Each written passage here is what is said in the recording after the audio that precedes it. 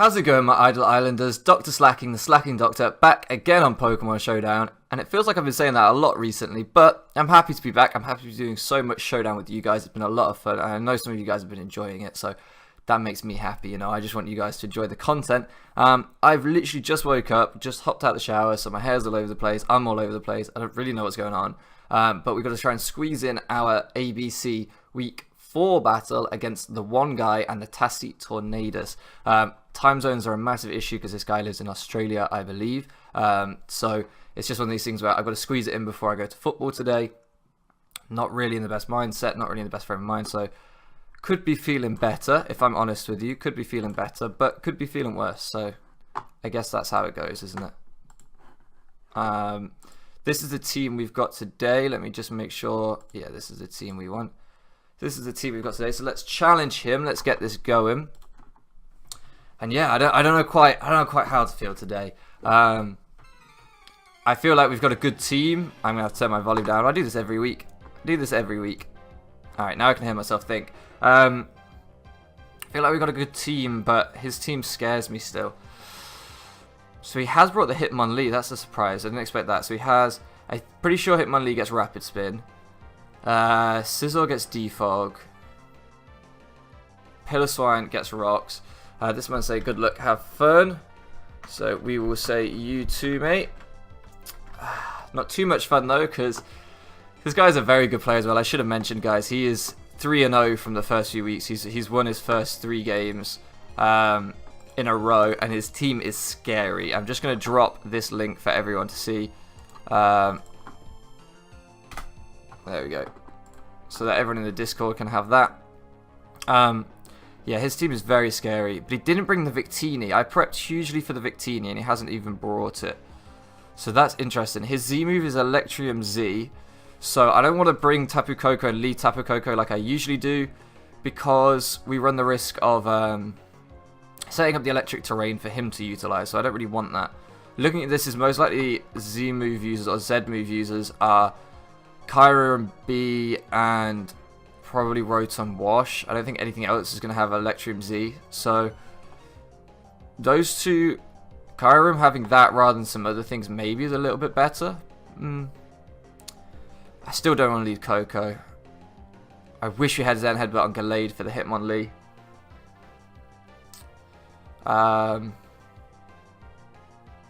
We actually have Stone Edge for the Victini and the Togekiss, and he's brought neither. His team is so scary that you have to prep for so many different threats. That's a little bit annoying, actually. I think we leave Darmanitan and U-turn out. Okay. This thing's going to want to get up rocks.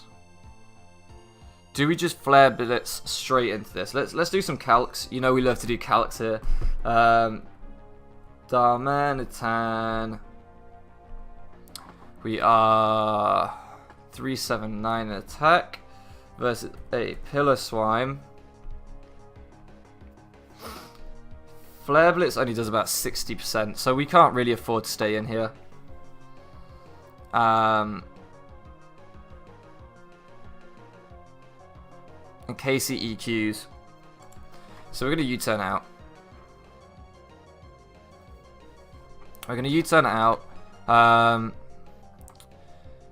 We have the option of going into Donphan and getting our own rocks up. We have the Yachi Berry to eat an ice type attack. EQ puts in the work against a lot of our team. Hydreigon would be the obvious switch in, but if he's fired off an ice type move, we don't really want that on Hydreigon. Gallade would be the neutral switch here. Close combat would definitely take it out next turn. Maybe Gallade. Fire off a close combat. Nothing wants to switch into a close combat. I expect he's gone for rocks, so let's go Gallade. He has gone for rocks. Now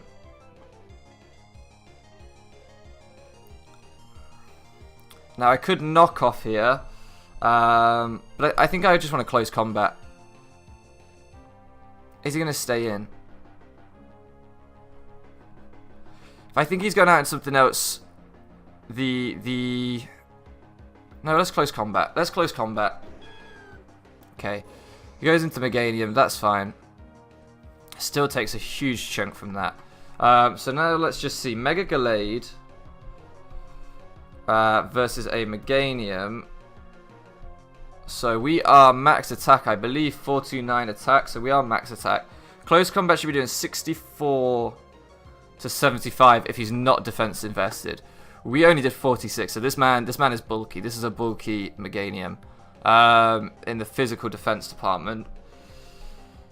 So will our Fire Punch do more than close combat? I don't think it will. I don't think it's got the power output to do that. No, Fire Punch does less, so there's no reason to stay in here and take unnecessary damage with their defense being lowered. I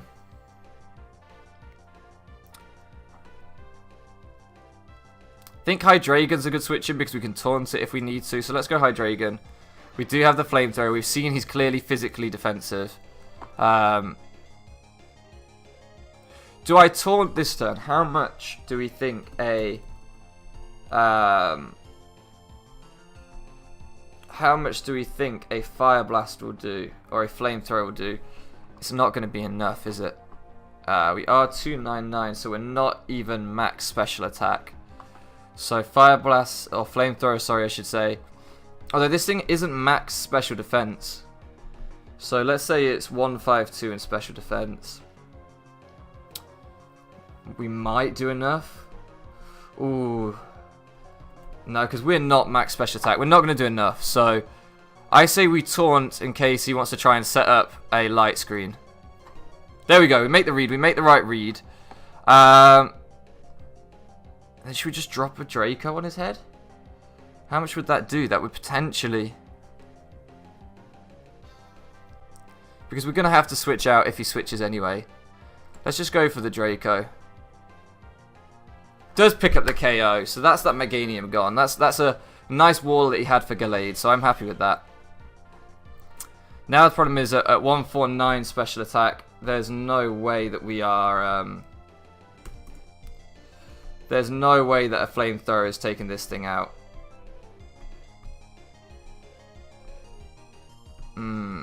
I don't think. I mean, I know that it's 4 times effective, but surely not at this range. If he's got any kind of bulk, there's got to be no way. Yeah, we do about 60% if we're lucky. What else do we need this thing for?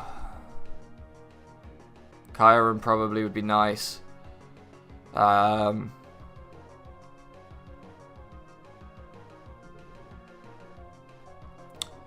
Yeah, I think we need to save this Mon. We need to save Hydreigon. I don't think he likes Donphan coming in here. Oh, he's got a Reflector. It's probably Light Clay. So it's safe to assume that I think we do need to Flamethrower here. Because even if we bring in Donphan, we don't have the damage output with Fire Fang, nor do we with Darmanitan Flare Blitz. I mean, it probably would still KO Darmanitan Flare Blitz, but we're not going to get that in for free here. So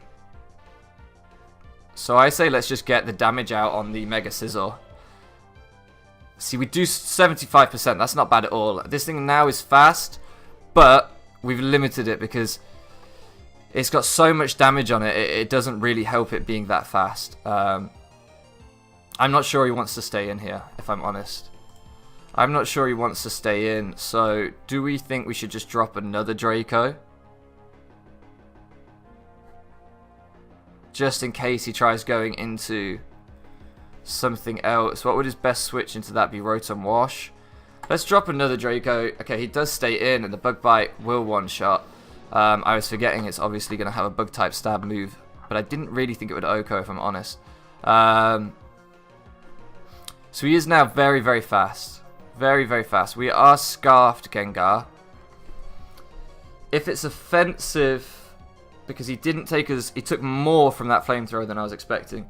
So if it's an offensive Mega Scizor against a very frail Gengar, Bullet Punch will do about 80%. So anything else that this man has is going to do a lot. But he can only go for Bullet Punch actually because we outspeed, right? Do we outspeed? 273 base speed. Is he just... We should... Ooh. Choice Scarf does 1.5, doesn't it?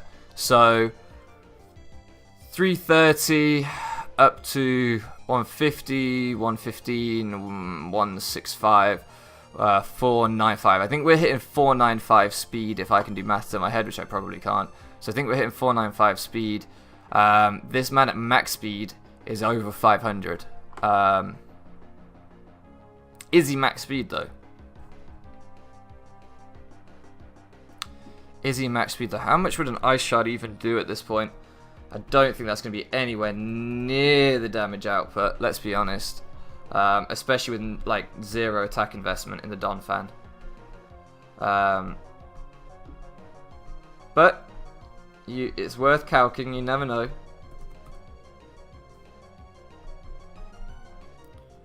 Ice Shard does 5%. Nope, that's not our solution. I don't want to get damaged. Coco can't come in here. Mega Gallade would be better, but it's going to not live a bug bite actually, so it's not better. So I think Gengar's our best bet and hope that he's not max speed and can't just take us out here. We need to get at least some good chip on him. Our special attack is 359, so we are max special attack.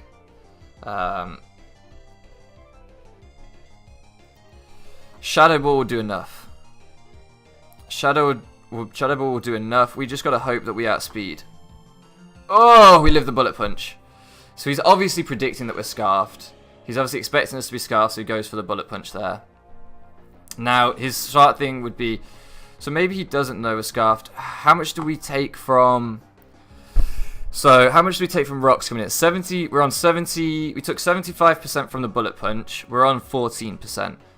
So, if we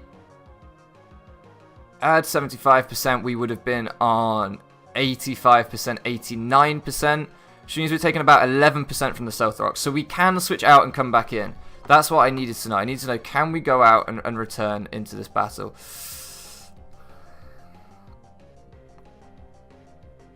Let's assess our win condition here. Kyron Black is a huge problem. Tapu Koko can handle Kyron Black. Tapu Koko can handle Hitmonlee. And it can almost handle Rotom Wash.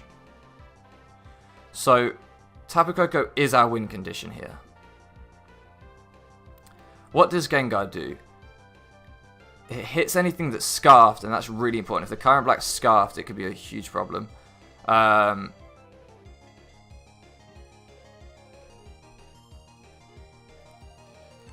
It walls the Hitmonlee. Decisions.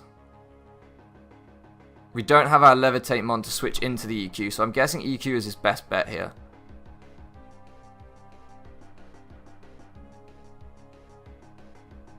EQ is his best bet. Can we live a Blizzard from a Piloswine the next turn? Just because Donphan's not doing that much now. In fact, he's gonna have Icicle Crash probably. Icicle Crash against Donphan. I mean, would you just go... The thing with Icicle Crash is it doesn't have 100% accuracy, so would he risk the miss here, or would he just go for EQ? Icicle Crash does 60... So we can tank an Icicle Crash next turn. Let's do it. Let's go into Donphan. Save Gengar, just because that Scarf is so valuable. Ice Shard, we're eating that. We are absolutely eating that. He wanted to pick us off with the priority, that's fine. So, if we are 0 attack investment, and we are... So, 276 attack, how much would a Fire Fang do? Nothing. Fire Fang does nothing to this thing, because it is neutral. I just wanted to check. EQ also does very little, so rocks are our best bet here. That's fine. We're happy to take that. We just wanted to get our rocks up. That's what we really wanted here. We are going to go down this turn, so we might as well just get that little bit of chip. Little bit of chip. And we get the crit for the 5% chip damage. Love it. Love it. This is where I wish I had Power Punch on Gallade.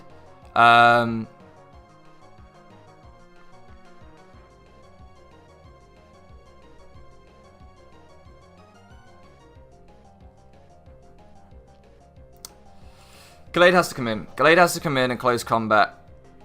I want to save the Darmanitan because I think it should be able to potentially just that huge damage output now that Reflect is down. It should be able to help against one or two other things. So I think that we Mega Gallade. Close combat will obviously take it out. Knockoff's not going to do nearly enough. Nothing else does nearly enough. So we have to... I mean, what about Stone Edge, actually?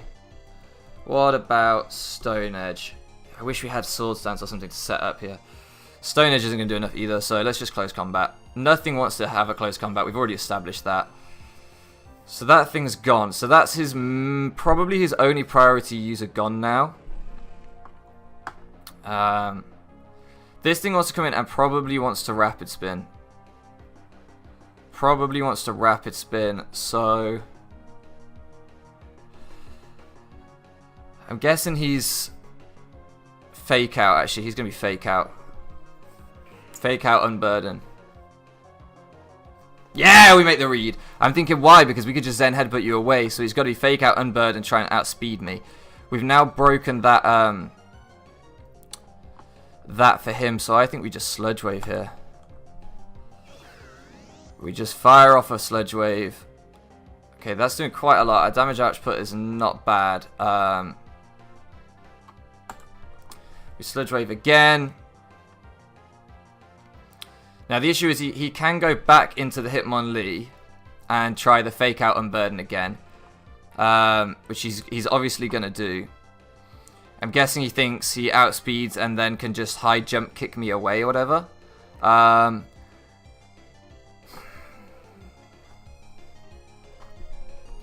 much is Tapu Koko going to take from that? Versus Hitmonlee. So a high jump kick does about 63% to us. So we can come in and take care of this thing. But we don't want to take too much chip. So it wouldn't be smart to bring in the Koko now. Gallade is our main, or our most defensively bulky Mon. But Darmanitan probably does the least. Gallade should be able to take care of the other two with 2 close combats. So Darmanitan's probably our worst Mon left. Yes, it's just going to get taken out by this. Absolutely destroyed. Fake Out into high jump kick's going to demolish us. We're not seeing the... Yeah, the normal gem did activate, so he is unburdened. So he's now very, very fast. Very, very fast. I'm expecting to see the high jump kick here. I don't know what he could have to hit Koko. Maybe it gets Poison Jab. If it gets Poison Jab, we might be done. Honestly, I don't know how we'd beat this thing if it's got Poison Jab. That's fine. That's fine. So this is our best play here.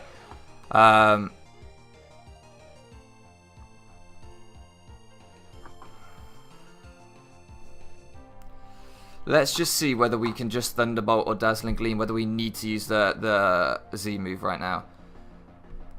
So we are modest max special attack with Thunderbolt. It's going to do 88% max roll, so Thunderbolt's not going to be enough. And what about Dazzling Gleam? Dazzling Gleam should do enough, unless this thing has any investment in Spadef or HP. But I'm pretty sure it's just an offensive set. I might as well risk it. Yeah, it's got Poison Jab. That's GG. Crit just to solidify it, but I don't think there's any way we were living that. Let me just check. Poison Jab. Poison Jab at max attack. The max roll on a Tapu Koko is 88%.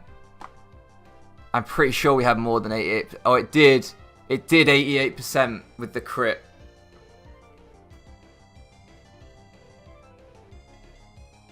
That's it. That's it. That's it. He's saying it was a roll anyway. I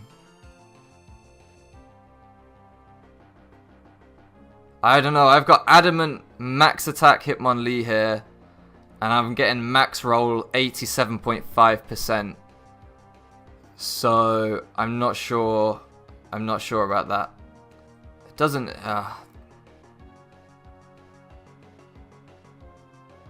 Never mind. Never mind. Never mind. Never mind. We can't. He just. I'm assuming he just clicks knockoff here and wins.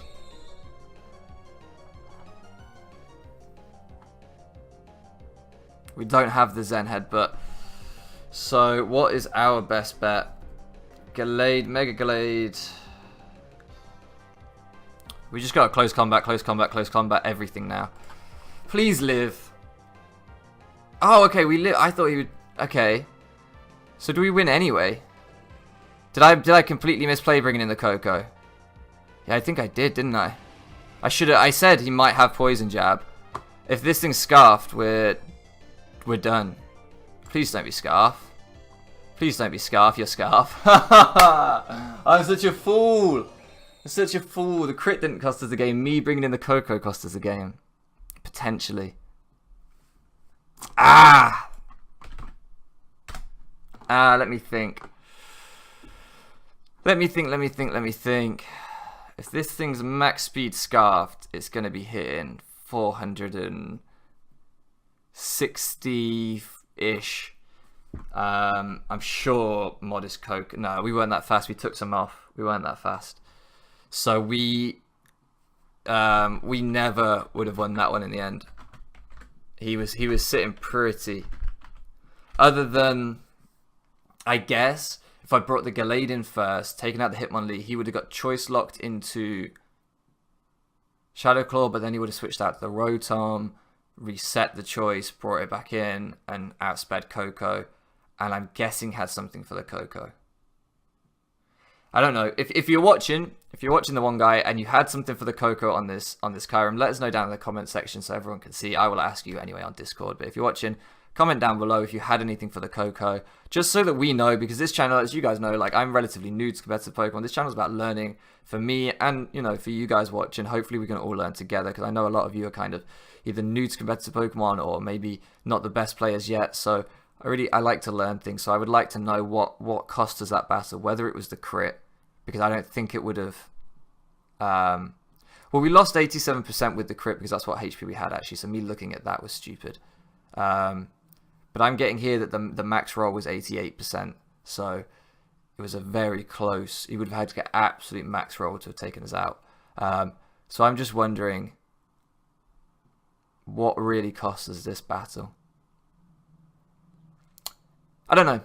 I'll think about it. I'll probably comment down below myself, in fact, to discuss it. But yeah, if you're watching the one guy and you had anything on this Kyurem or Kyurem Black for the Coco, let us know, because it's just interesting. It's just interesting to learn these things. Anyway, guys, I'm going to stop rambling now. I am frustrated, but we did better than we thought we did. I thought we were actually in control until the Scarfed Kyurem.